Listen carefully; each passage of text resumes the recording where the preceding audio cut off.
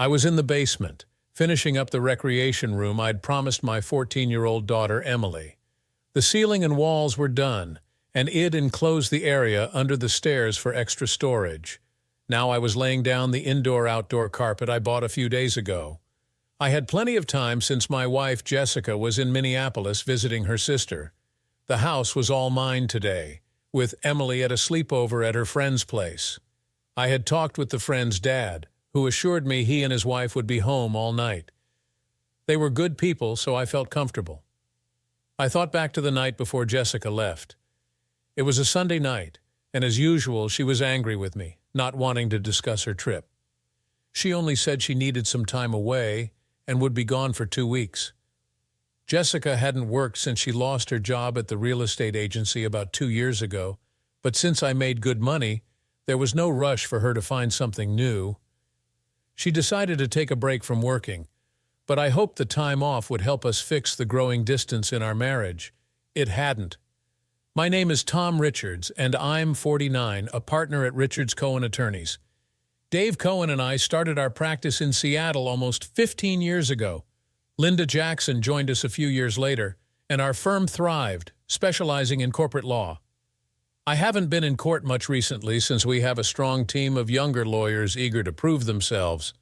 They all wanted to make partner, but since we'd added only 2 partners in 15 years, they fought all the harder. I mentored them through the challenges of corporate law and then let them handle the rest. Linda, our practicing partner, was relentless, driving them hard, but they seemed to enjoy their time at our firm, which boosted their resumed GCs. Jessica and I got married 16 years ago, both of us on our second marriage. We had a daughter together, Emily. My first wife died in a car crash, and we didn't have kids, but Jessica had a son from her first marriage, now 23, who lived with his dad after the divorce. He was married with kids now, and Jessica talked to him occasionally, though I'm pretty sure she hadn't visited them. She didn't like discussing him, so I eventually stopped asking. Emily was born 14 years ago, and she was our last since Jessica had serious complications during delivery, leading to a hysterectomy. That was the end of her childbearing years, but we were okay with it. We had gone through the process of retrieving and saving some of Jessica's eggs before the surgery, but we eventually let them expire. Emily was enough for both of us, and by the time we needed to decide, our marriage was already showing cracks. Jessica's parents lived in Minneapolis, and we used to visit them a couple of times a year as a family. Jessica occasionally went by herself or with Emily, but it had been over a year since Emily or I had been there. Jessica had gone to visit her parents shortly after losing her job. Rather than improving things, her mood darkened after she stopped working. When she finally said she wanted to go stay with her sister for a while, I agreed, hoping some time apart would help. I missed her after just a few days, but she didn't seem to feel the same. She extended her stay, turning a planned week-long visit into a 2-week trip. My parents passed away years ago, and I was an only child, so Emily and Jessica's parents were my only family. The relationship between Jessica's mother and me was strained, and Jessica seemed more attached to her mother than her father, which caused tension.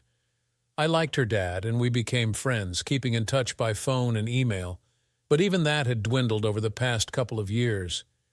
I assumed it had to do with her mother's attitude toward me. She and I barely spoke, and my relationship with her dad suffered because of it. But I never resented Jessica's visits with her family. This trip wasn't routine. It followed nearly a year of strained relations between us, getting worse after she returned from her last visit. Jessica had been withdrawn and angry, almost since the day she returned. She was always demanding something: do this, go there, and if I didn't comply, she unleashed her fury. Hard as it was to believe, things got much worse since her last trip. She wasn't the same with Emily, though, or I might have done something about it, but I didn't, and it became almost a habit to quietly endure her tirades and walk away. She had gotten used to doing whatever she wanted, whenever she wanted, and I allowed it to avoid confrontations. Even in front of Emily and in public, I tolerated it. I know people thought I was weak, but it was my choice to avoid scenes.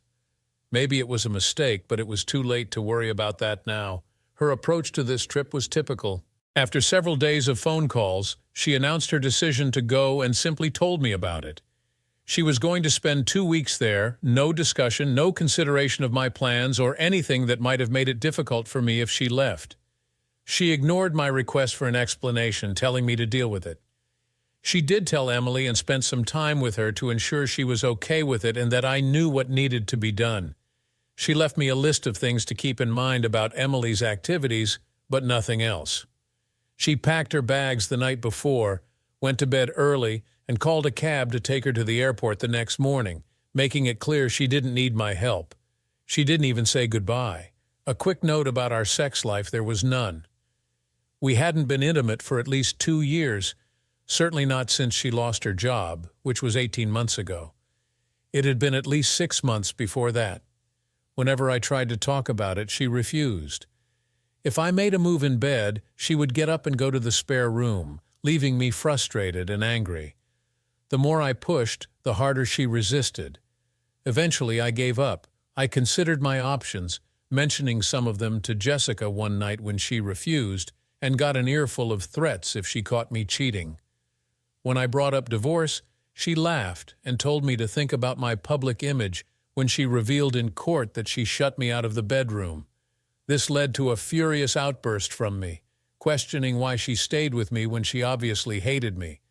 Her reaction surprised me. She burst into tears, cried for what felt like hours, and then, once she calmed down, she said she loved me, always had, and always would. She was just under so much stress and so confused that she didn't understand her own behavior. She begged me for patience and promised to find help. Her pleas were so heartfelt that I was stunned, so much so that I remained seated on the bed as she took her clothes and went to the spare room. The next morning, she was back to her normal abusive self. That brings us to today. She'd been gone for about a week. I'd been thinking about our relationship for some time, and I was starting to believe the only option left was divorce. Emily was old enough to handle it, and would probably be happier. She hated how her mother treated me and said so many times, but she was still young, and I tried to hold out for her sake. Maybe now I had no choice. I still loved Jessica despite everything, but I needed more than she was willing to give. The only way to get it was to let her go. The problem was, I believed divorce would hurt me more than it would her. These thoughts were running through my mind as I carried some boxes down from our bedroom to the new storage space under the stairs. Jessica had insisted I clear out our closet to make room downstairs, so I figured it was a good time to do it without her nagging. I was on my 3rd trip down when I slipped, dropping the boxes. I watched them fly as I grabbed the railing to keep from following. They hit the floor, spilling their contents all over the new carpet. Fortunately, nothing was damaged, so I started reboxing the items. That's when I found a packet of notes or letters tied with a red ribbon. I'd never seen them before, so they piqued my interest. I set them aside, thinking they were love letters to Emily from a boyfriend. I finished repacking the boxes and pushed them under the stairs. After making a couple more trips, I collapsed on the floor, leaning against the wall as I caught my breath. Once I was breathing normally again, I noticed the letters and pulled them toward me. I untied the ribbon and opened the first one. It was addressed to my darling Jessica. A surge of anger washed over me. I'd never written anything like this to Jessica at any time in our marriage or even before. This wasn't from me. My breathing, which had slowed, began to quicken again, but this time from fury. I unfolded the letter, noting the deep creases. It had been folded and unfolded many times, obviously treasured by Jessica. I held it carefully as I read, "My dearest Jessica, I've been thinking about the last night we spent together. I can't get your amazing body out of my mind. Your Aussie kiss drove me wild. It was almost too much to handle, and when you stopped, I wanted to beg for more. The way you embraced me drove me to heaven. I can't stop thinking of you as you leave me to return to your loveless marriage. Why won't you leave him and be with me forever? You know my situation. I'm also trapped in a loveless marriage, and I'd divorce my wife in a heartbeat if you said you'd come to me. Please, my Jessica, reconsider. Tell me you're coming back to me. With all my love, Oliver." The shock was so intense I sat there for almost an hour before I regained my senses. I looked again at the letter, scanned the words, but they were the same. My wife had cheated on me with someone named Oliver Grant, or so the return address indicated. I quickly scanned the letter for a date. There it was, at the top, dated just days after Jessica returned from visiting her sister a year ago. I grabbed the stack of letters and pulled out another. The words were similar, but this one described a different encounter, an Aussie kiss in the front seat of his car in the parking lot of some club. She had done it at his request. He loved it, of course. I would have too if she had ever done that for me, but she hadn't. She always complained it was disgusting. I wondered if his was disgusting too. I quickly went through the rest, and they were all from that same trip. It seemed she met him halfway into her visit and decided to extend the stay to be with him over the weekend. Apparently, Oliver had tried to convince her to leave me, but she wasn't interested. I knew why she didn't want the hassle of making it on her own. Being who she was, she probably demanded he divorce his wife first before she'd consider doing the same. I wondered if she felt anything for him other than lust, the same lust she denied me. I let the last of the letters fall from my fingers as the reality of what she did sank in. Sitting there in the basement, I thought about it all. She had clearly done it, as the letters showed, and kept them. It happened during her trip to visit her sister, as the dates confirmed. I wondered how she got the letters without me noticing. I sorted through the stack and found what I was looking for, a larger envelope, the return address, that of her sister. Her sister had forwarded the letters, meaning she knew what Jessica did and who she did it with. I wasn't surprised, not at all. I carried the letters upstairs and placed them on the table. My mind was racing, trying to decide what to do. I knew my marriage was over, and I'd no longer be her punching bag. Until now, I'd been her puppet, waiting for her to remember that she loved me. But that wasn't the case. She didn't love me, and her behavior showed her contempt for me. She was in love with someone else, and she was just too scared to leave me. That, and the fact that he was married too. Was she sure he'd really leave his wife? That was an interesting question. I considered my options, but kept coming back to the fact that I couldn't stay with Jessica now that I knew she didn't love me. I didn't want to endure any more of her contempt. I knew I should wait and talk to her, but I had no patience for that. No, this was the end. It stops now. I decided that tomorrow I'd hire one of the PIs we used to find out what I needed to know. But before that, I had a few things to do. The first was to save all of Oliver's letters and put them somewhere safe. They were clear evidence of adultery, and as a lawyer I knew just how to use them. Jessica would eventually discover them missing, but until then there was no reason to let her know how much I knew. And I didn't want Emily to see them. I was afraid she'd get the wrong ideas and turn out like her mother, a simple flirt. Once the letters were safely stored, I relaxed and began planning my next moves. 3 days later, on a Tuesday, Jessica called me. She'd only called once the previous week, asking me to send her a few things from her desk. When I asked why she couldn't just wait until she got home, she snapped back with her usual sarcasm about my lack of concern for her. I eventually agreed, still waiting for my PI's report before saying anything. I'd hired him the day after I found the letters, and he'd been in Minneapolis for a few days already, but I hadn't heard from him yet. Jessica didn't say much, just asked once about how Emily was doing, then hung up without any words of affection, typical of her. At my request, the PI had dug through DMV records, city tax records, and anything else to identify Oliver. When I entered my office that Thursday before confronting Jessica, the PI was waiting for me. I told my secretary I wasn't to be disturbed and closed the door. He opened a file and began filling me in. "All right, Mr. Richards, I think I've got what you need. His name's Oliver Grant, 46 years old, married to Elisa Grant. They've got 2 kids. Would you believe the oldest is 18 and the other's 15? He owns a small construction company and spends most of his time there during the day. Seems to be doing all right, nice home in the suburbs, probably worth about $400,000. The older kid's in college. The rest live at home with the wife. She doesn't work, just takes care of the house." He shoved a photo toward me, showing a tall, dark-haired man, well-dressed and fairly good-looking. He looked lean, not much bulk. I stared at it for a few seconds before pushing it back. What else did you find? No major debts, just the mortgage on the house at around $200,000. Business records show regular tax payments and reports of decent income. He's pulling down about $175,000 a year before taxes, not bad.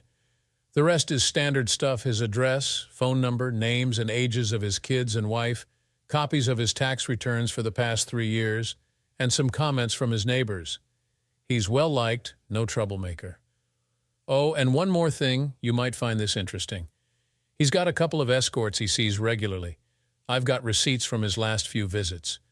He sees them pretty consistently once a week, sometimes more. Madam says he's a steady customer. No trouble, prefers the young ones. Hers are all legal, so nothing to worry about there. One thing, did he visit them last week or this week? That's when Jessica was there. Right on time, Tuesday afternoon. Like I told you before, he spent the weekend with your wife at a hotel. Then the rest of the time he was home with his family. Only went out once during the week, and that was Wednesday. Met your wife at a restaurant. They sat together, looking all lovey-dovey, lots of touching. Then he left alone. Your wife drove back and stayed home. I overheard their conversation. She was making plans to meet him again that weekend. I thanked him for his work, took the file, and gave him a voucher for his payment. I sat back and read the report in full to get an idea of this man. The only thing I knew for sure was that I wanted revenge. Since Jessica was going to be responsible for taking care of my daughter, I had to leave her alone. Making her my ex-wife would have to do. It was the Thursday before she was due back, and I was jotting down notes when the phone rang. I was so engrossed that I answered without thinking. Yes, hello? It's me. That's a stupid way to answer the phone. Where's Emily? I want to talk to her for a minute. I just stared at the phone in my hand. Was this the woman who called herself my wife? For the first time, I realized how she talked to me, dismissive, full of contempt. Well, now it ends. I had no desire to string her along. Even though I'm a lawyer and we manipulate people with words, I wanted none of that. I wanted to hurt her, make her suffer, let her feel the pain I felt as I read those damned letters and heard that report. She's not here. Call back later. I slammed the phone down in anger. Screw her. Let her feel my contempt. The phone rang again almost immediately. I let it ring a few times before picking up. Yes, hello? What the hell are you doing hanging up on me? How dare you? Fury in her voice, good. At least she was capable of some emotion. I slammed the phone down again, chuckling to myself. This time the phone didn't ring again, so I went back to my lists. It was nearly midnight when the phone rang. I checked the caller. It was Jessica. I was curious to see how she would handle this, so I answered after 5 rings with the same, yes, hello? Hello, Tom, it's Jessica. Are you feeling better now? You seemed upset earlier. I decided to wait and hope you'd be better. I wasn't upset earlier, Jessica. I just didn't want to talk to you when you were making demands. Your constant lack of respect makes me angry, that's all. What do you want? There was a short silence before she responded. I'm sorry if you thought I was disrespectful. I was in a hurry and just wanted to talk to Emily. I didn't mean to make demands. Fine, what do you want, Jessica? Why are you calling? I told you Emily wasn't here. What part of that didn't you understand? Calm, not angry now that she was being somewhat respectful. What do you mean, why am I calling? You're my husband and I wanted to talk to you. Why wouldn't I call you when I'm away? Don't you miss me? Actually, Jessica, it's been quite peaceful since you've been gone. No yelling, no demands, no disrespect. Emily's happy, spending time with her friends, and I'm doing what I like without criticism. When I go to bed, I have the whole bed to myself. It's not like I'm missing the sex, right? Not for a couple of years now. So no, I don't miss you. It's been nice with you gone. Again with the silence. Are you still there, Jessica, or are you done? I'm here. I guess I'm just surprised at how you're talking to me. Have you been drinking, Tom? You sound very strange. Not a drop, not even a beer. Just some coffee and a few crackers. Gotta watch the weight, you know. Well, if I didn't know better, I'd think you were happy I'm gone. I was hoping you'd want me to hurry home, but maybe you'll just stay longer since you don't miss me. Would you like that, Tom? Now there was the Jessica I knew and loved soft words delivered with sarcasm. And now, with the request to extend the trip, she could spend more time with her lover. This conversation was going as she planned, trying to get me to agree to more days, but I was going to change the direction. Well, I'll tell you what, Jessica. Why don't you and good old Oliver take a few more days like last time? After all, he did miss your wonderful Aussie kiss, didn't he? So instead of rushing back to your loveless marriage, why not make Oliver happy? Go spend a few more days with him. Seems he's been getting your attention more than I have these past couple of years. I slammed down the phone, then pulled the line from the wall. The phones in the bedroom and den started ringing, but they were too far away to be a bother. I pulled out my cell phone and turned that off as well. I wanted nothing more to do with her right now. Her silence was the best part of her being gone. I was honest when I told her it was pleasant with her gone. I thought back over the conversation, and the only good thing I could take from it was the suggestion that I get drunk. That was a suggestion I could handle. I went upstairs to change and get ready for my night out. I shaved, put on some aftershave, and looked in the mirror. Not bad, really, for a guy my age. I was still in decent shape, working out at the gym a couple of times a week. I was reasonably good-looking, my hair starting to gray but still full, and my stomach wasn't too bad, just a little extra that my belt held in check. Not bad at all. I walked back downstairs, checked the voicemail, and deleted all the messages from Jessica. I called Emily at the sleepover to let her know I'd be out, but to call my cell if she needed me. It would be turned off, but I'd check for messages. She assured me I had no need to worry about her and said she wanted to stay there until lunch. I told her about her mom wanting to stay a few extra days, and she seemed pleased. I signed off with love and received hers in return. Just before I left, I took off my wedding ring, put it on a piece of string, and hung it from the mirror in the bathroom. While I didn't expect Jessica to leave her lover and rush home, when she did return, I wanted this to greet her. But more importantly, I didn't want any reminders of her tonight. Tonight was for me.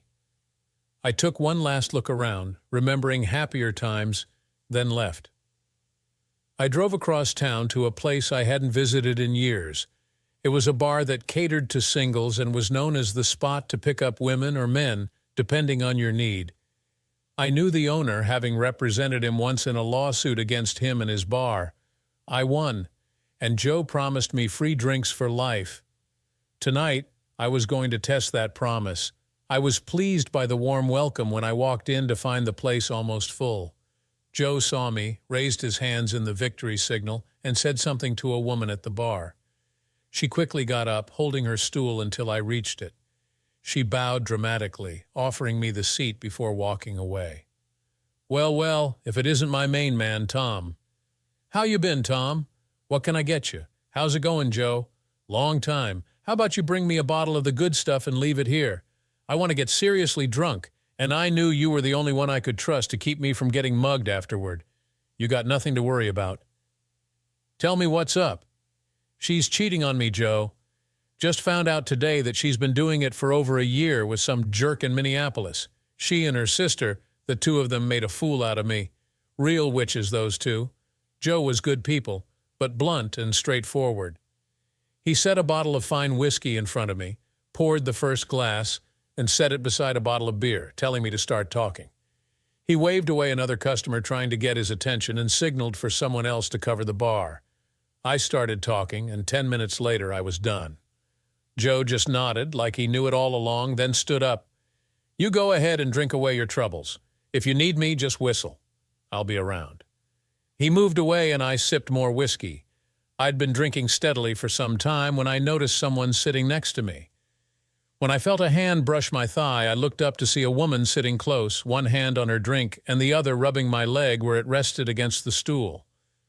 I looked at the hand, then at her, and found she was worth looking at some more. She was a blonde, her hair a bright golden color, her eyes blue as the sky. The face was gorgeous, but what stood out was that it was an older face. I guessed around 42 or 45. This was a real woman, not a girl. Her face had character, intelligence. Hello there. Who are you? My words were slurred but still managed to sound smooth. Hello yourself. I'm Lisa Thompson. And you are? Tom. My name's Tom, and you are beautiful, Lisa. Her smile was worth every compliment. I wanted to keep her smiling. I searched my beer-addled brain for more words. What's a beautiful woman like you doing alone in a place like this? I can't believe you have to come here to find someone. Any man would give his right arm to be seen with you. She smiled, but it quickly disappeared, replaced by sadness that couldn't ruin her beautiful face but made me sad too. I wanted to take away that sadness. Why so sad? You shouldn't be sad. I looked down at her hand, still rubbing my thigh, and noticed the wedding ring. Your husband cheating on you like my wife? No, far from it. My husband was killed in Afghanistan. He was a captain and his unit was ambushed. He died along with most of his men. It happened 2 years ago. I miss him so much. She bowed her head for a few seconds, but when she looked up, her eyes were clear. They say time heals all wounds. For her sake, I hoped it was true. We talked for hours, and eventually we left together. I was too drunk to drive, but she wasn't. We ended up at her place, and while I would love to brag about what happened, I think I passed out. The last thing I remember is her pulling off my shoes, and while I was interested in the possibilities, I apparently lacked the will. I woke the next morning in a strange bed, alone and confused. It took me a minute to remember where I was before I saw the beautiful woman from last night, holding a tray with coffee and 2 cups. She wore a thin robe that revealed more than it covered. I lost interest in the coffee quickly, and when she put the tray down, I reached for her. She came willingly, and the next thing I knew, we were lost in a tender kiss that wouldn't stop. Her lips were soft and warm. We figured it out quickly and lost ourselves in each other. We shared a gentle embrace, then fell back against each other, both somewhat embarrassed.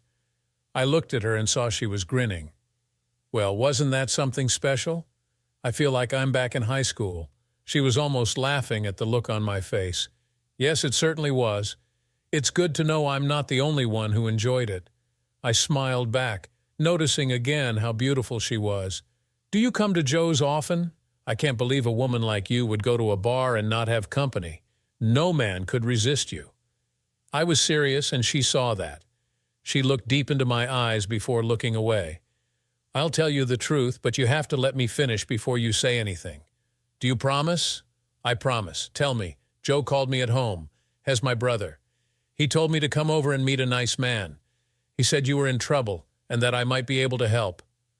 She sat up, pulling her knees to her chest and wrapping her arms around them. She looked like a young girl, so beautiful and alive. When I got there, you were already pretty far gone, but the more I talked to you, the more I liked you, and the more I began to feel something inside me again. That's why I invited you here to my bed. I wanted someone to comfort me for the first time since my husband died. You were that someone, and it was everything I hoped it would be. I was quiet as I looked into her deep blue eyes. She was being honest, and I could see it. What she did because she wanted to, not out of pity or kindness. I told her that and more as we talked. I wanted to know more about this woman, and we made plans to stay in touch.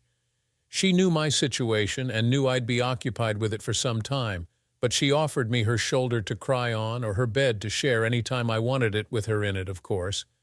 I laughed but accepted in complete seriousness. We shared another embrace before I got dressed and headed home.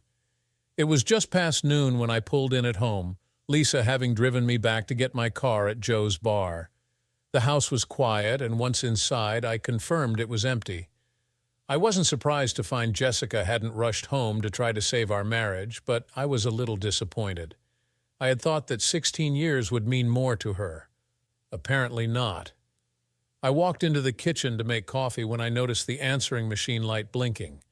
I checked the log 10 calls, all from Jessica's cell phone. There was one more, from a number I recognized as Jessica's dad. We talked often enough for me to remember his number. That one was interesting enough to play. Tom, it's Dave. When you get this, please give me a call. Jessica and her sister have gone up to the cabin for a few days at my urging. Jessica wanted to come home right away, but I talked her out of it. They both have a lot of thinking to do. Some things you might guess. Call me on this number, it's my cell. Take care. Interesting. I'd call him back once I was ready.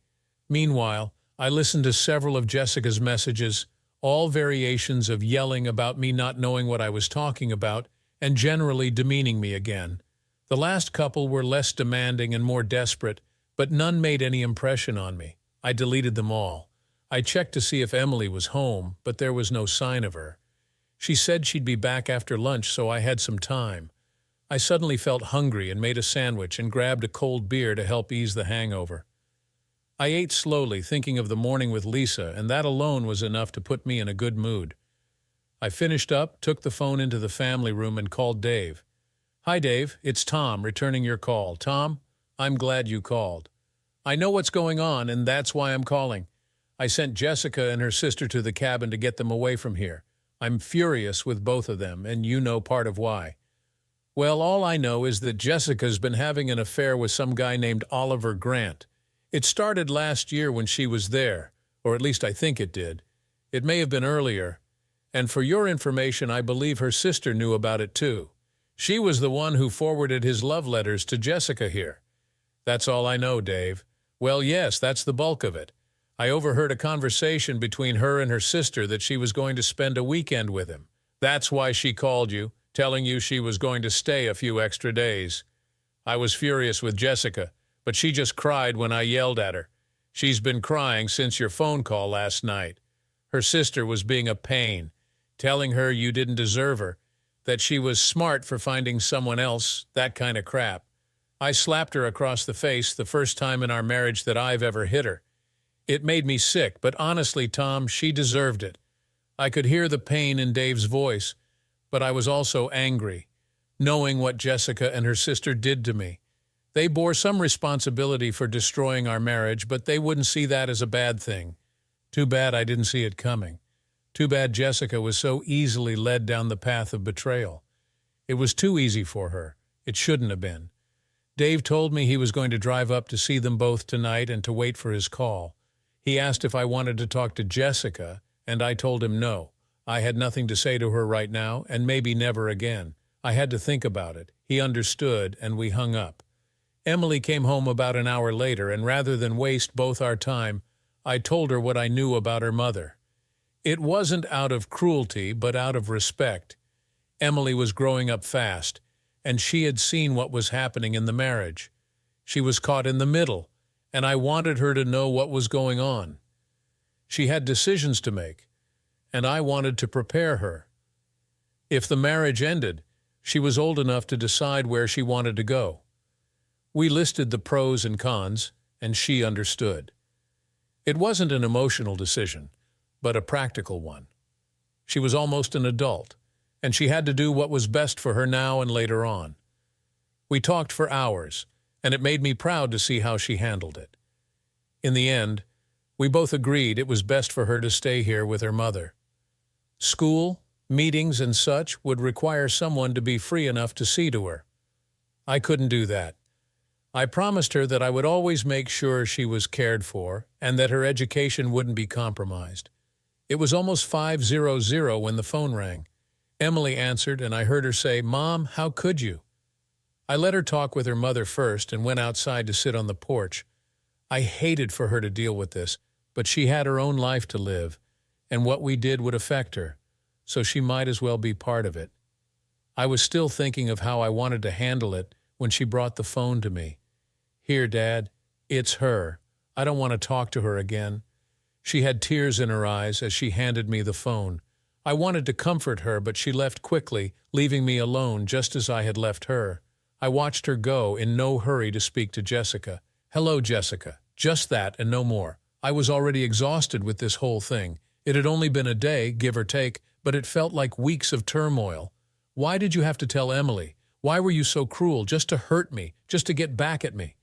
Jessica was back to her old self, no problem for her. Just lash out at anybody nearby, never accept guilt. Well, I was fed up with it all. "Go to hell, you cheating tramp. When you can talk to me decently, call. Otherwise, don't bother to call or come back here. Goodbye."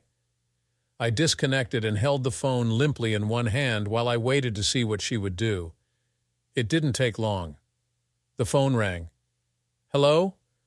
I know I sounded like death, but that's how I felt. Tom, I apologize. I was just shaken that you told Emily what I did. I don't know why you had to do that. I guess it's because you hate me now, isn't it? Actually, Jessica, everything isn't about you. You may not believe me, but why I told her had nothing to do with you. What you did is going to affect her life as well as mine, so I felt she deserved to be treated with the respect you've denied me all this time. I told her to give her time to learn to deal with it. That's why. And as for your apology, shove it up your rear. There was a pause as she processed that, then a quiet question. Do you hate me, Tom? No, I don't hate you. To be honest, I have no emotions when I think of you. The past 2 years have almost killed all the love or any emotion I had for you. I guess I do feel some anger when I think of you and him, but I'll get over it. You've done a good job of killing whatever I had left for us inside me. Would you believe me if I said I'm sorry, that I wish it had never happened? I am so sorry that I let it happen. You didn't deserve this. I'm really sorry, Tom. Well, like I said, Jessica, there's just a hole inside me where thoughts of you used to be. Now it's empty.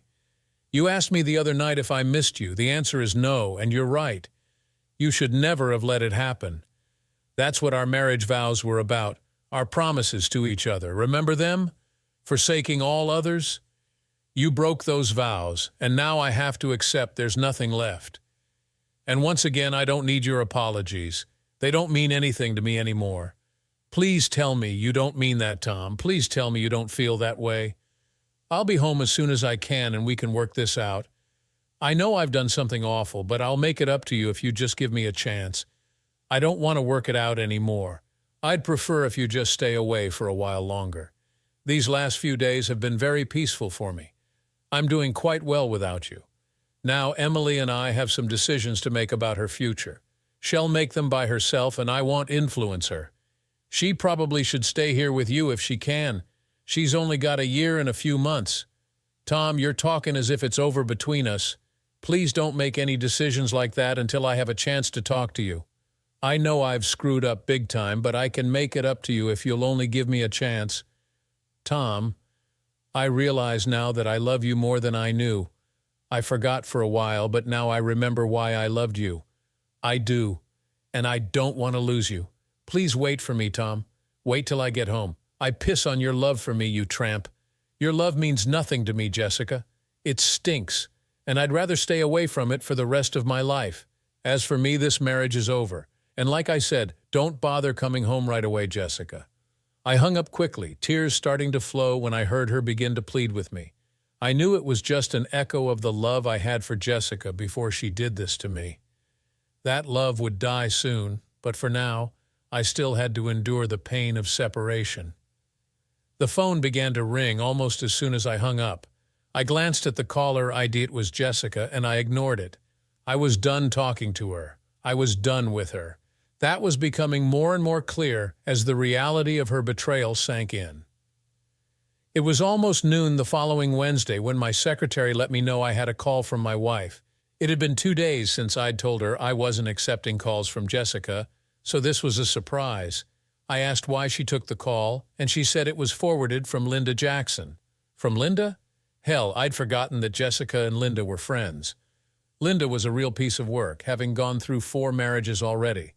Just the role model for my soon-to-be ex. All right, I'll take it. Not your fault, Susie, thanks. I pushed the button for line 1. Yes, what is it? This had better be good. Linda, I won't forget this little betrayal. Whoa, Tom, I had no idea there were problems. But what the hell are you doing, you jerk? You won't even talk to your wife. She's on. When I hang up, talk to her. Hello, Jessica. What can I do for you? Serious and even-tempered. You can come home and talk to me. I'm at home, Tom, so please, can we talk? Whose home is that, Jessica? Oliver Grant's home? Certainly not our home. You've destroyed that one, haven't you? I heard the muffled sob. So she had decided on tact and begging. Tom, please come home and talk to me. I owe you an explanation, and I promise to give it to you without any lies or excuses. Please, Tom, come home. What do you really want, Jessica? Just to be taken care of while you do whatever you please behind my back. Isn't that what you've been doing for the past couple of years? You treat me like garbage, refuse to be with me, make my life miserable. Then you ran off and betrayed me a year ago when you said you were visiting that tramp you call your sister. You did it again this time. You made plans to spend the weekend with him again, just like last time, and you were going to manipulate me into agreeing that you should stay longer. Was the intimacy that much better with him? You let him do things you wouldn't let me do, so he must really be something. I was letting my anger show now. The fury that had been building needed an outlet. Now that she was here, she was the target. Please, Tom, I guess I deserve that, but you're wrong. You're wrong about Oliver and me. I didn't even see him this trip, I swear. Jessica, you spent the entire weekend with him at the Hilton. And what about Wednesday? Doesn't dinner count? Where you made plans to meet over the weekend, telling him you were going to get your clueless husband to insist you stay longer, sitting close together, touching, and who knows what else. Or do you just count the times you were intimate as seeing him? How did you— I just met him briefly to tell him it was over, that I never wanted to see him again. Honest, Tom. I didn't go anywhere with him, and that was the only time I saw him. That's more lies, Jessica. I know what you did. And what about the last trip? Didn't you give him an Aussie kiss in the parking lot? Didn't you sleep with him? Do you deny any of that? Silence. The truth was hitting her hard now. Keep it coming. I was feeling good finally, some retribution. Did you and Oliver talk about his 2 kids? How about his oldest? Did he mention them and his wife, Lisa? Did you two talk about her? Did you laugh about your clueless spouses, laughing at how you were pulling the wool over our eyes? The scream from the other end of the line was enough to surprise me. I held the phone away from my ear, but I heard the click as she hung up. I hung up feeling exhausted, wrung out like a wet rag, limp. I had 2 choices. One, I could go home and talk to Jessica, let her try to justify what she did. Or 2, I could start making plans to end this charade of a marriage while I had the pain and anger burning inside me. I chose the latter. I called in 2 of my young associates, one specializing in divorce, and briefed them on my situation.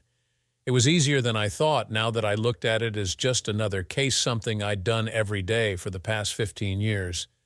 My name was on this one, but that was the only difference. They quickly forgot it was their boss's wife and got to work. The first thing I wanted was to file suit in Minnesota for alienation of affections. It was rare but legitimate, and I was going to pursue it. I'd probably lose, but that was fine. I didn't care about money. I wanted him to answer in court for his philandering, and I wanted his wife and kids to know. She'd get hurt, I understood that, but she needed to know what her husband was capable of. She could decide what to do about him then. I handed the letters to one of my associates and told him to prepare a motion for a handwriting analysis and confirmation that they came from Mr. Oliver Grant. After reading the top one, he smiled and tucked them into his briefcase. He was flying to Minneapolis tomorrow to file and get things started. The other associate and I outlined steps to close accounts, transfer money to other accounts, have an outside audit of my holdings, and estimate their value. We decided on how to move certain assets before the audit to protect some major holdings. I signed a power of attorney and sat back, watching him get to work. These 2 were ruthless when set loose, and that's what I was counting on: maximum pain for them, minimum loss for me. By the end of the day, things were moving fast, and I was ready to head home. It was time to begin separating Jessica and me. She started it, but I was going to finish it. As I walked down the hall to my car, it occurred to me that when love turns to hate, there's no limit to the pain that follows. I walked into the house to find Jessica sitting on the couch with Emily in the family room. It was clear Emily had been crying, and Jessica looked little better. Both turned to me as I entered. Emily jumped up, ran to me, and hugged me. She whispered in my ear, "Good luck, Dad, but whatever happens, I love you." I watched her walk away, her head held high despite the pain. She was a good girl with a strong will, and she'd be fine. She was nothing like her mother, and that thought gave me peace. I sighed, walked into the room, and sat down in one of the chairs Jessica bought during her couple's phase-matching chairs and a couch. I hated both. "Well, Jessica, I'm here. You wanted to talk. Tell me why you ruined our lives, why you betrayed Emily and me." "I don't know. I know that's not an answer, but it's true. I just don't know why I did it." I went to visit my sister to get away from everything. I had no intention of doing anything but just getting away, and for the first week, that's all I did. Then my sister introduced me to this man. She said he was a friend from work and that he was in a bad marriage, and would I talk to him? She seemed calm now, and I wondered what she thought would justify her actions. I had to admit, I was curious. We went to dinner that Friday, the night before I was to fly home. We talked. He was very charming, complimenting me a lot. He'd touch my hand, then push a lock of hair off my face. He was smooth, and I was swept away. As the evening went on, I felt drawn to him in ways I hadn't felt for a long time, even with you. I know now it was wrong, but by the end of the evening I wanted him. I wanted him badly. You know, we hadn't been intimate for months before I went. My desire, my drive was almost gone, but that night with him, it came back. He saw that and he drove me to a motel. We spent the entire night together. The next day I called you and said I was staying a few extra days. I spent them with Oliver at the motel. I listened as anger boiled inside me, almost white-hot by the time she got to this point. The pain of her betrayal was so strong, I wanted to get up and leave, but I couldn't give her that satisfaction. Instead, I sat there, pretending to be under control, and listened. What I wanted to do was scream at her. Only my self-control stopped me. I came home and never told you about Oliver. I didn't call or talk to him after that, and I tried to forget what I'd done. But I also never came to you for intimacy because I felt you'd somehow know I'd been unfaithful. I couldn't risk that. You may not believe me, but I do love you, and I'm so ashamed of what I've done that I think I might just die." She stopped, tears falling, her head bowed in shame. While I believed the shame was real, I believed nothing else, not her love for me, her reasons, or her fear of my finding out. None of that felt true. Well, that's quite a story, Jessica. Why don't I believe a word of it? I'll tell you why. First, you shut me out long before you left and were already treating me poorly then. Second, I know some of the things you did with him, things you never considered doing with me. Why is that, do you suppose? Why give to him what you refused me? And you were going to do it again this time. I had you investigated, and I know you met him the first weekend and spent it with him. I also know that Wednesday night you made plans to spend the weekend with him again. I was breathing hard, my chest heaving, fists clenched so hard my knuckles were white. I knew she could see the fury in my eyes, but I wasn't done. You've denied me your affection for almost 2 years. You denied me your love and your body for even longer, and to make it worse, you gave it to someone else. You did things with him you never did with me, things you refused to try with me. You gave him things you said were too dirty to attempt. You gave him what was mine. You and your sister planned this. I know she never liked me, but what I don't understand is what your sister had against his wife and kids. She must have known that Lisa might find out and that his marriage would be destroyed, but she didn't care. She didn't care about your marriage or his marriage. She's always hated me, and she led you down the path of betrayal without a second thought, and you followed her without hesitation. It was too easy for you, Jessica, too easy to betray me and our marriage. That shouldn't have been the case. It shouldn't have been so easy. And that's why I knew it was over. That's what convinced me that there is no love left in this marriage. You just recognized it first. I had to find out the hard way. Jessica jumped up and crossed the room, reaching for me. I wanted none of it. I slapped her arms away, rose and stepped back. "Stay away from me. I want nothing to do with you. Just leave me alone." "Tom, please, you can't mean that." "No, I won't stay away. I love you and I won't give you up. I will walk away right now if you try to touch me again. Giving up on this marriage is no longer your choice, Jessica. You threw that away when you went to that motel room with Oliver Grant. You slammed the door shut when you stayed with him that weekend and planned to do it again this time. There is no longer any love in my heart for you. You've killed all of it with your betrayal." Jessica fell to the floor, hands covering her face as she listened to me end her life as my wife. She was still Jessica Thompson, but she'd never be Jessica Richards again. That role was over, and I'd already set things in motion to take my name back. What she didn't yet know was how I planned on punishing her lover. I had planned on being out of the house before this, but things got a little rushed. "I'll sleep in the spare room until I move out. You better stay away from me and don't talk to me." Emily knows everything, so she'll understand. Jessica didn't seem to be listening, so I went upstairs to move my things into the spare room. I'd pack the rest later, but I needed a few things now. When I went into the bathroom to get my supplies, I saw the ring still hanging where I left it. I looked at it and walked away, letting it stay. I was sitting in the den a few days later working on some papers I wanted to file when the phone rang. Since I wasn't sure if Jessica was home, I reached for it.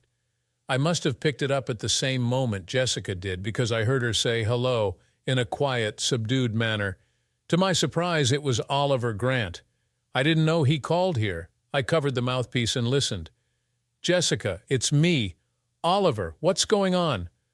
"Oliver, I told you never to call me here. I told you I never wanted to see you or talk to you again. So why are you calling? Did you know that idiot husband of yours has filed suit against me in court for alienation of affections? He filed it here in Minneapolis. He had me served at home in front of my wife and kids. He subpoenaed my wife. He's suing me for $500,000. He's what? Oh my God, I knew he found out. But I didn't know he'd go this far." I heard a smothered laugh before she continued. "I'm sorry, Oliver, but it's out of my hands. Guess you'll have to tell your wife now, won't you? Guess your broken marriage is really going to break up now, you lying piece of trash. After the lies you told me about your broken marriage, your hated wife, your pending divorce, you deserve this. So go to hell." She slammed the phone down while he was still yelling. I listened until he finally gave up and then put down my receiver. From what I heard, it sounded like Oliver and Jessica's sister cooked up a plan and sold a story to Jessica, and she was stupid enough to fall for it. Too damned bad. She was too willing to be led by both her sister and her lover, too willing to turn her back on me and our marriage. Too easy. That was the problem. Jessica walked in just then, looked at me with a sad expression and said, "You had this all planned out, didn't you? You were just waiting until you had it all in place before confronting me. I've been married to you for almost 20 years, and I can't believe I forgot your motto. Give them maximum pain and make it hurt for a long time. I guess you're going for the maximum with Oliver. How about me?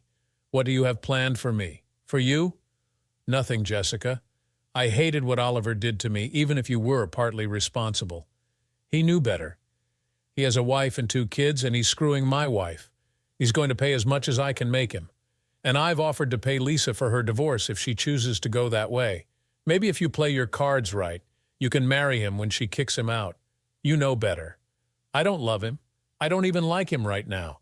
He lied to me about everything. He and my sister. I hate her, and I hate him."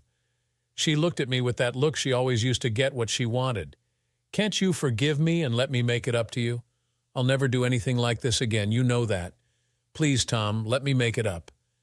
"Sorry, Jessica. You had your chance and you made your choice. Like I said, it was too easy for you to walk away from me. Too easy by far. You made your choice and it was the wrong one." I put down my papers, turned off the desk light, and stood. She took in the suit and tie, freshly polished shoes. I was dressed to go out, and she saw that. "Don't wait up for me. I have a date tonight, and I probably won't be back till morning. I had a date with Lisa Thompson tonight. She told me to bring my pajamas. When I asked why, she just laughed and said it might be fun to undress me in the morning." As I left the house, I looked back to see Jessica standing in the doorway, tears in her eyes. 5 days later, I met Dave at a local bar. We had a long discussion on what I planned to do and when I would divorce Jessica. We also had a new plan for her sister. 3 days later, Dave met me at my office as a client. We had a long discussion, and I introduced him to my 2 associates. After 3 hours, Dave left. 5 days later, Jessica's sister was served at her house. She screamed and ran to hit Dave right in front of the process server. The server quickly called 911, and after 15 minutes, Jessica's sister was handcuffed and seated in the back of a police car. I helped Dave get a restraining order, keeping her away from him for the next 3 weeks, enough time for Dave to clean the house and leave.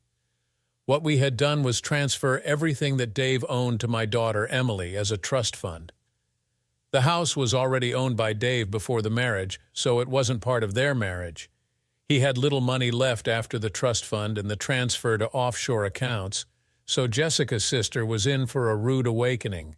Dave never had to go to court.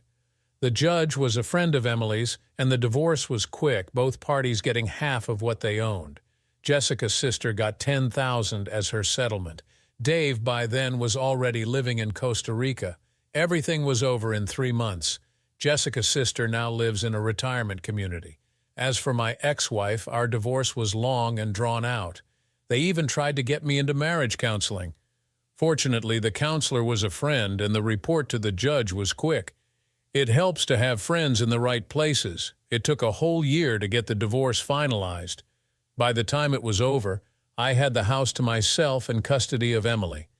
The court asked Emily about her choice, and she chose me over her mother. My ex-wife got visitation rights, but Emily never saw her. Every time she was supposed to visit, she said, "Hi, Mom, I gotta go. See you later," and just left. Jessica knew she wasn't wanted. In the last 2 years, she's aged badly and has started having health issues. I'll be marrying Lisa soon. Emily and Lisa are busy planning the wedding. Dave is enjoying his time in Costa Rica and often makes video calls with his new girlfriends. They change on every call. As for Oliver, he was bankrupted after his divorce. His wife took everything: money, investments, house. Too many mouths to feed, that's what the mother of 2 kids pleaded in court. The judge, a close friend of a friend, was moved by her plea. Her divorce fee was a gift from me. Jessica's sister is still in that retirement community, and Emily once told me she curses me every day. Well, karma works in strange ways. Thanks for sticking around to hear this intense story of betrayal and revenge. What would you do if you were in Tom's shoes? Could you walk away, or would you seek justice? Share your thoughts in the comments below. Don't forget to like, share, and subscribe for more gripping stories like this one.